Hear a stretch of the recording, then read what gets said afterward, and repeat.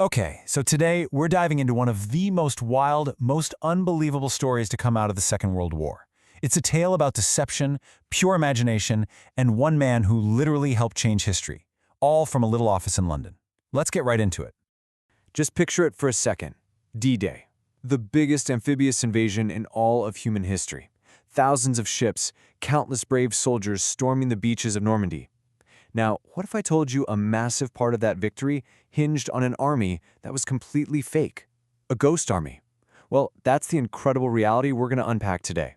So how on earth is a story this crazy even possible? To get it, we first have to step into the shadowy world of wartime intelligence. You see, victory wasn't just won with tanks and airplanes. Nope, it was also won with whispers, with secret codes, and with some of the most brilliantly crafted lies you can imagine. These were the secret warriors, and they were fighting a totally different kind of war, where the deadliest weapon was information itself. Now, what's so fascinating is who these spies actually were. They weren't always the kind of trench-coated figures you see in the movies. We're talking Major League Baseball players, pacifist Sufi princesses, even famous entertainers. And in the story we're telling today, one of the greatest of them all was a humble storyteller who became a master double agent. And that brings us right to the heart of our story, into one of the most unlikely heroes you could ever dream up. Meet Juan Pujol Garcia. By his own admission, he was a dreamer, a cheat, and a fantastic liar. This was not a soldier, not a trained operative. He was a former chicken farmer from Barcelona who just grew to despise the totalitarian regimes taking over Europe, and he decided, I have to do something. So what does he do? Pujol walks into the British embassy in Madrid, offers to be a spy for them, and they basically laugh him right out of the room. Rejected. So what's his next move? He goes straight to the Germans, offers to spy for them, and they hire him on the spot. This was his absolutely insane plan. He figured, hey, if the British won't take me, I'll just have to build a resume. His idea was to work for the Germans, feed them a steady diet of convincing but totally fake intelligence, and then take that portfolio of lies back to the British to prove he was the real deal. I mean, the audacity is just off the charts. Okay, so if you thought that was audacious, hold on. This is where the story goes from just plain gutsy to something out of a fantasy novel. Pujol didn't just become a spy. He became the spy master of an army that existed only in his head. So how many agents did he tell the Germans he had working under him, all across Britain? A whole network of informants.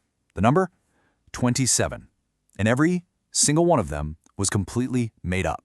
And get this, he was doing all of this from a room in Lisbon. He had never, not once, even been to Britain. He was using a simple tourist map, a travel guide, and a few books from the library to invent incredibly detailed and plausible reports from his fake agents. And the Germans, they were eating it up. They loved his work. His reports were so good, so convincing, that they finally caught the eye of MI5. They realized what was happening, brought him to London, and paired him up with an officer named Tomas Harris.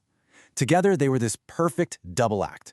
Pujol was the wild storyteller, the creative genius, and Harris, an artist himself, helped shape those stories into strategic masterpieces of deception. Pujol's methods were just so creative.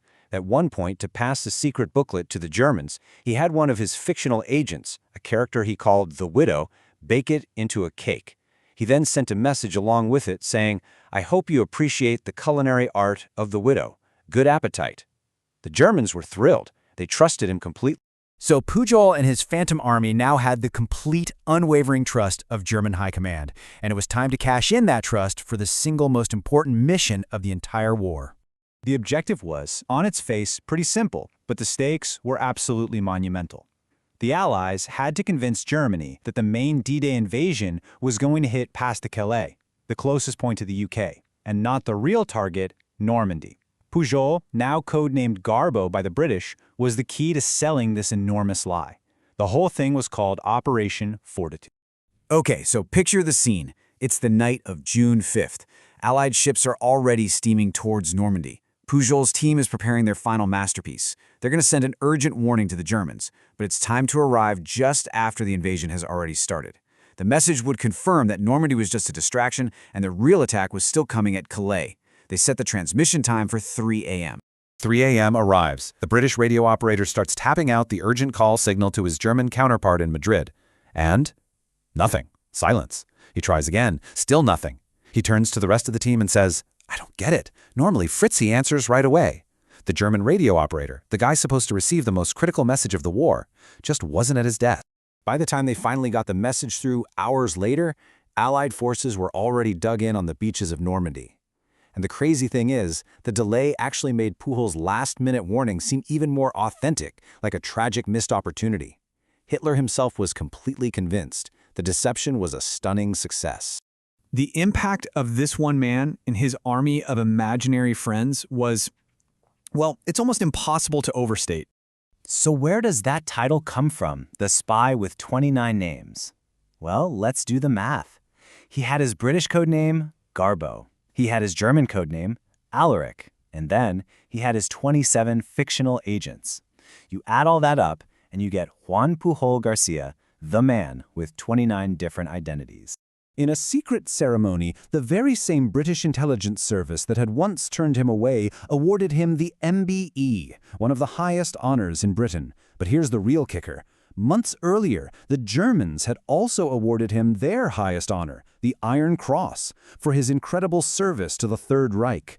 He is one of the only people, maybe the only person, to be officially decorated by both sides in World War II. And this is the real takeaway. This is why it all matters so much. Because the Germans believed Pujol's elaborate lies, they kept 2 armored divisions and 19 infantry divisions parked in Pas de Calais, just waiting for Ghost Army to attack. Those troops could have easily turned the tide at Normandy. Historians say Garbo's deception saved thousands and thousands of Allied lives. Pujol's story is just proof that sometimes the most powerful weapon isn't a bomb or a bullet, but a brilliantly told story. And it really makes you wonder, doesn't it? In our modern world of satellites, cyber warfare, and AI, could the key to victory still be something as fundamentally human as a convincing lie?